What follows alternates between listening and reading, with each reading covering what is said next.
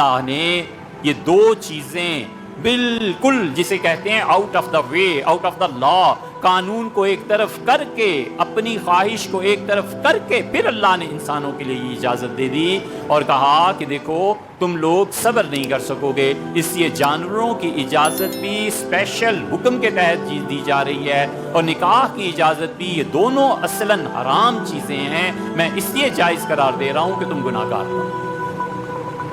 اسی لیے دونوں پہ فرمایا کہ وَلَا تَأْكُلُوا، اور کبھی اس جانور کو نہ کھاؤ جس پہ اللہ کا نام نہ لیا گیا ہو، جانور کو ذبح کرو تو میرا نام لینا، تاکہ تمہیں احساس رہے کہ انسانوں یہ جانور کی جان جائز نہیں تھی۔ اللہ نے احسان فرمایا، مالک نے کرم، کہ آؤٹ آف دا وے، قانون کے برعکس جا کر اس کی اجازت دی۔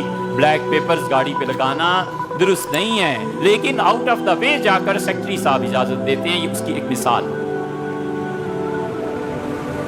ایسے ہی نکاح جائز نہیں، اللہ تعالیٰ نے فرمایا تم صبر نہیں کرو، واتقوا اللہ الذی تساءلون بہ والارحام، نکاح سے پہلے یہ آیت پڑھتے ہیں نا، اللہ نے فرمایا ڈرو اس پروردگار سے جس کا نام لے کے تم رشتے مانگتے ہو۔ ماں رشتہ مانگ کے آتی ہے اور بچے اس کی لاج رکھتے ہیں، طلاق کے قریب نہیں جاتے، کہتے ہیں ماں نے مانگا ہے۔ اللہ کہتا ہے ڈرو مجھ سے، واتقوا اللہ الذی تساءلون بہ والارحام، اور اسی اللہ کا نام لے کر تم آپس میں رشتہ داریوں کو جوڑتے ہو۔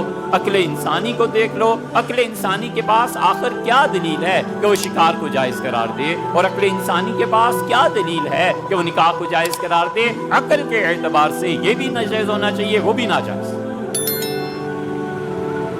اور پھر انسانی عقل نے ترقی کی، ہم تو کہتے ہیں تنزل میں گرے، اور انہوں نے کہا کہ باہمی رضامندی سے نکاح ہو نہ ہو ہر چیز جائز۔ اور پھر اور عقل انسانی نے ترقی کی، انہوں نے کہا ہم جنس پرستی مرد و عورت میں یہ بھی جائز ہو گئی۔ اب اس سے 200 سال بعد اور ترقی کر جائیں اور پھر سپریم کورٹ کسی ملک کی حکم اجازت دے دے اور کہے کہ انسانوں اور جانوروں کا اختلاط بھی جائز ہے، تو پھر کیا ہوگا؟ یہ کوئی نئی بات نہیں ہے۔ سیدنا عمر رضی اللہ عنہ کے زمانے میں ایک آدمی نے ایک جانور کے ساتھ ایسی حرکت کی تھی، امیر المومنین رضی اللہ عنہ نے بلایا، اسے سزا دی اور فرمایا کہ اس جانور کو ذبح کرو اور اس بیل کا گوشت ان لوگوں میں بانٹ دو جنہیں اس واقعے کی خبر نہیں ہے، تاکہ وہ آرام سے کھا سکیں، وگرنہ نفرت کی وجہ سے کھا نہیں پائیں گے۔ اور پھر فرمایا کہ اس جانور کی قیمت اس کے مالک کو تم ادا کرو گے، تم نے اپنی خواہش کو پورا کیا۔ ولیعوذ باللہ یہ دنیا میں چلا آتا، اس لیے عقل انسانی کیا کرے؟